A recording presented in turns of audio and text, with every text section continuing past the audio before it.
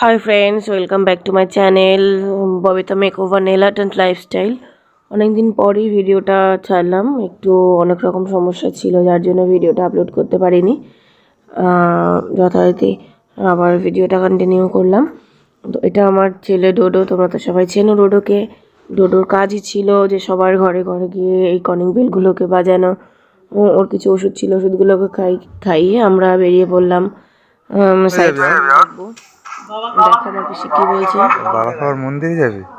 আমি যাব না। কেন? আমি যাব।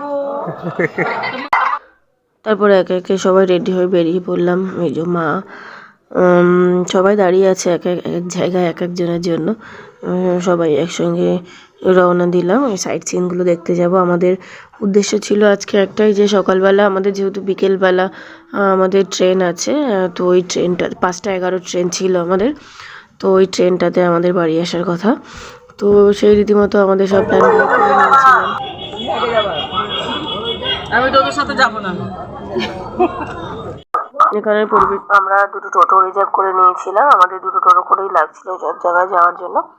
তো একটা টোটোতে মা, ছোট পিসি, দিদি, বিভাদি ওরা সবাই বসেছে। আর একটা টোটোতে আমি, আমার দিদি, জামাইবু, ডোডো সবাই বসেছিল। ওই পেছনের টোটোটাতে আমরা, এটাতে আমার এই যে ওই টোটোটাতে আমরা ছিলাম। আর সামনেরটাতে আমার বাড়ির সবাই ছিল।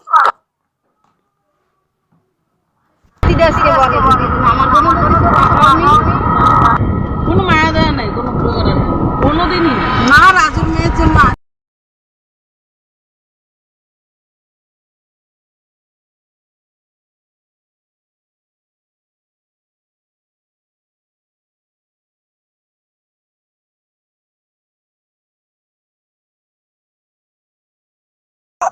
এটা হচ্ছে আমাদের ফার্স্ট সাইড সিন। এখান থেকে সবাই আমরা হাত ধুয়ে প্রসাদ, মোমবাতি, ধূপকাঠিগুলো নিয়ে নিচ্ছিলাম পুজো দেবো বলে।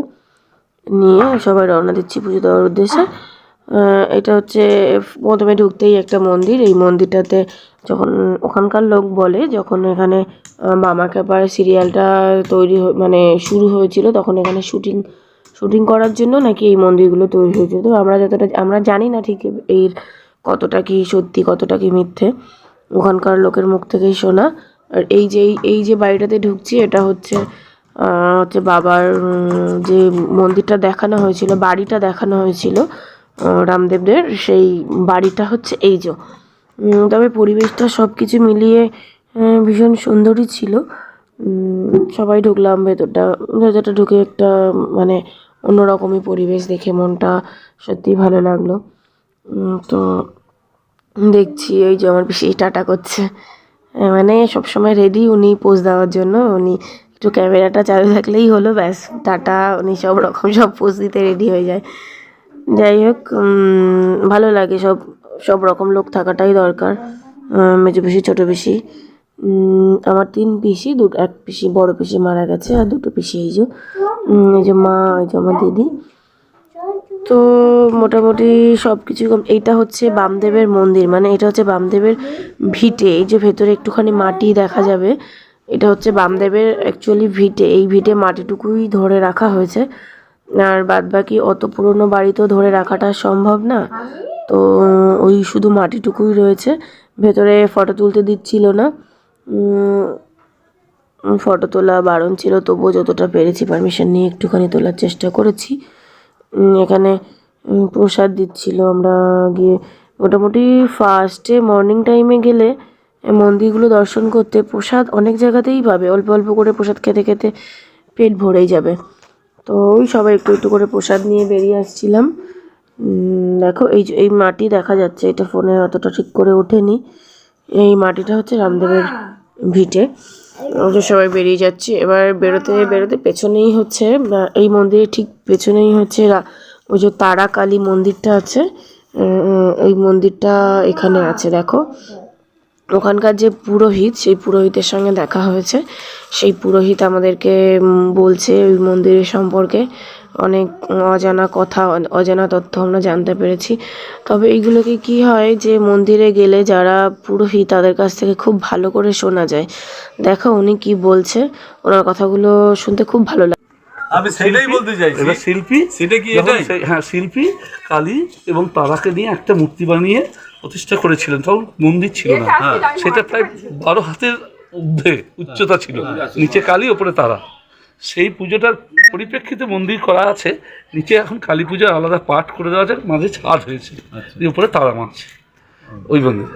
সেই কালী পুজোর স্থান সেই জায়গাটা। আমি সেটাই বলছি যে হ্যাঁ। যেটা আমরা দেখেছি বামদের একবারে ঘরে ঘরে সেটাকে মডিফাইড করে রাখা আছে। স্থানটা তো নির্বাচিত, স্থানের তো গুরুত্ব মেন। ঘর দাঁড়িয়ে থাকতে হবে সেটা তো অসম্ভব, তার মধ্যে স্থানটা অবশ্যই। তাই ওই স্থান আর এই পাশে উড়ে ঘরে যে বড়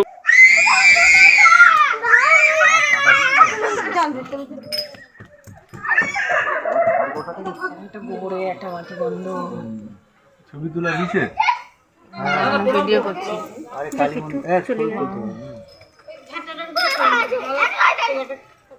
খুচরা 50 টাকা কাট। হ্যাঁ হ্যাঁ, দেবো দেবো দেবো। ও নিস বাইরে কি হইল?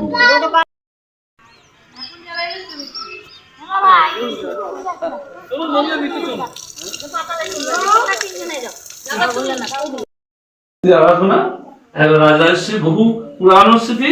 এই স্থান নির্বাচিত, এই মাটি সেইটাই কালীতলার সেই কথাটা। এবং ওই আদি ব্রহ্মশিলা এবং ওই মায়ের পদ্ম চট্টোপাধ্যায় বামদেব আবির্ভাব নেবার আগেই মাকে স্থাপন করে পুজো করতে। বামদেবের আগেই কালী মায়ের ভেতরা থেকে, বামদেবের আগেই সেই জয়কালী 12 বছর বয়সে শ্মশানে বসে তার বড় দিদি জয়কালী বাবা বিয়ে দিয়ে বিয়ে দেওয়া হলো। সেই বিয়ে তার জন্য নয়, তিনি স্বয়ং তারামার শক্তিতে এসছেন, সে স্বয়ং শিবকে মা তারা নিয়ে আসছেন গর্ভধারী মধ্যে। এখন পরে হচ্ছে তুমি পাইবে তাহলে সেই গর্ভে এই শিবনের কাছের তলা, এটা তারা কি শ্মশানের ভিতর। তান্ত্রিকরা বলছে চলুন করে দেবো শ্মশানে এসে। তারা এক এক ভক্তকে এক এক দলকে নিয়েছে, তার সাকসেসফুল করছে, যদি পারছে সেখানে লক্ষ লক্ষ টাকা। এখানে যারা বেকার সম্প্রদায় আছে, লজকে, দোকান বাজারকে, মন্দিরকে কেন্দ্র করে পান্ডারা, তাদের বহু মানুষ কষ্ট পাচ্ছে। সাধারণ গরিব মানুষ এসে ঘন্টা পর ঘন্টা জেনারেল লাইনে লাইনে অসুস্থ হয়ে পড়ে, তাদের দর্শন করতে ভালোভাবে পায় না, একটু মনে বাসনা ঠিক হতো না। আসুন সবাই আসুন দিন। আর জানবেন একটা জবা ফুলের মালা আমি আনতে পারিনি মা, তার জন্যই দিচ্ছি এই চিন্তা করে।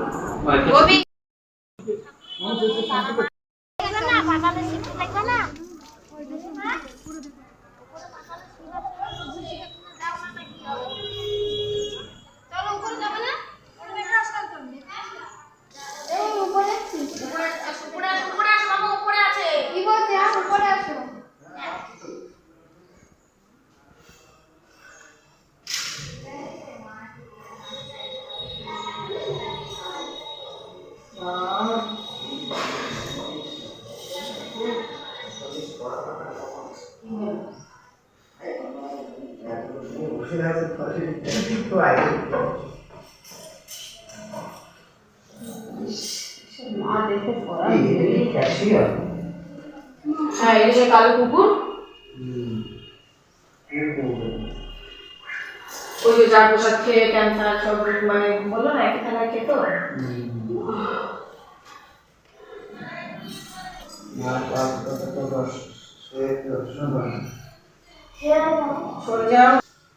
হ্যাঁ, করো করো করো, একটু নাম করো।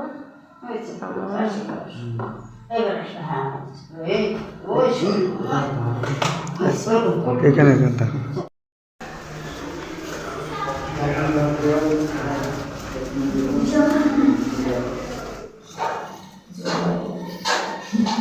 ছেলে বলছে জয় জয়।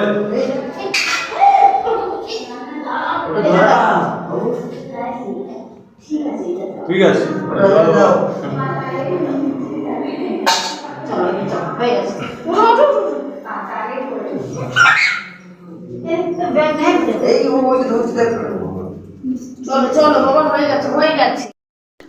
মন্দিরগুলো ঘোরার পরে আমরা আবার টোটো করে মানে মন্দিরের উদ্দেশ্যে রওনা দিলাম।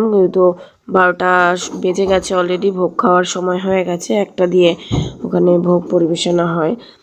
তো ওনার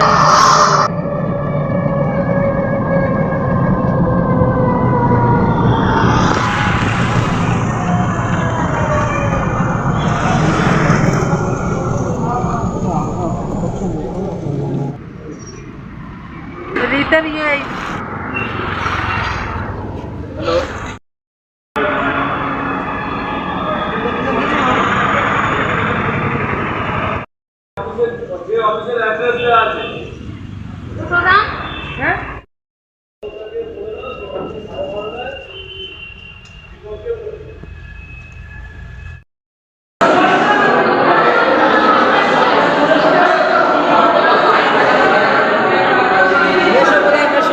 মাসিটা আনতে গেছে। কোন মাসিটা আনতে গেছে? সন্ধ্যা এখন আসেনি। ও বাথরুমে গেছে।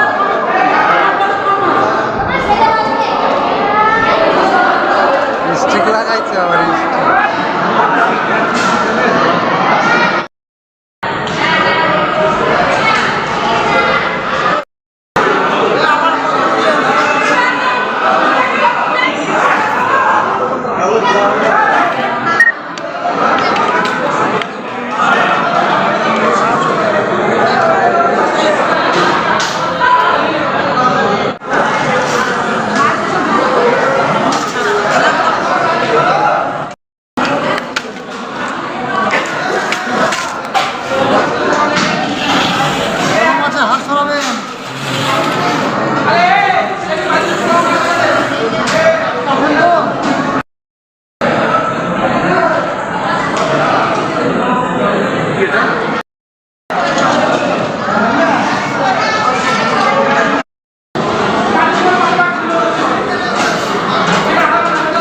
যাবে।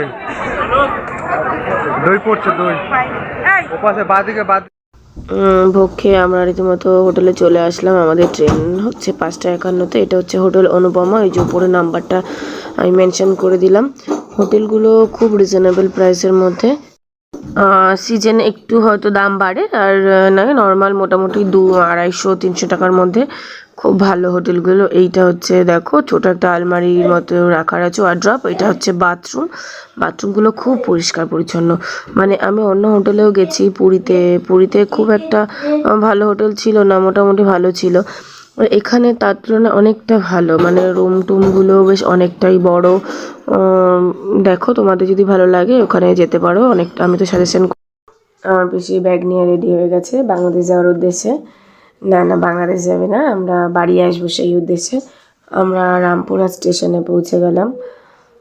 তো সবাই মিলে এখানে খাওয়া দাওয়া করছি।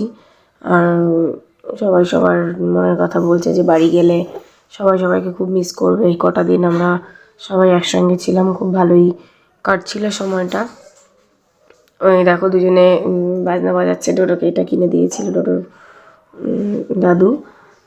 এটাই বাজাতে আসছে। মানে প্রিয়জনদের সঙ্গে থাকা সময়গুলো যে কীভাবে কেটে যায় ঠিক বোঝা যায় না। আর খুব ভালো এই মুহূর্তগুলো যখনই মনে পড়ে, মানে নিজের অজান্তেই মুখের কোণে এক টুকরো হাসি চলে আসে। এটাই হচ্ছে প্রিয়জনদের। এই আমরা ট্রেনে উঠে পড়লাম। ট্রেনটা যথারীতি 1 থেকে 1.5 ঘন্টা লেট ছিল। ট্রেনে উঠে টুকটাক, মানে যাওয়ার দিন তো আমরা খুব বেশি খাবার খাইনি, আসার দিন মোটামুটি যা পেরেছি তাই খেয়েছি ট্রেনে। কেননা আমরা ট্রেনে যাতায়াত খুব কম করি। এই আমরা কথা বলতে বলতে গাড্ডা মারতে হাওড়া স্টেশন পৌঁছে গেলাম। এই হেঁটে প্ল্যাটফর্মের বাইরে বেরোলাম। মা ডোডো হাঁটছে, দেখো আমার ডোডোর স্টাইলই আলাদা, ও একদম অন্যরকম। আমাদের গাড়ি চলে এসছে। আমাদের ভিডিওটি যদি ভালো লেগে থাকে লাইক, শেয়ার, কমেন্ট, সাবস্ক্রাইব করে দেবেন প্লিজ। Tata, bye bye.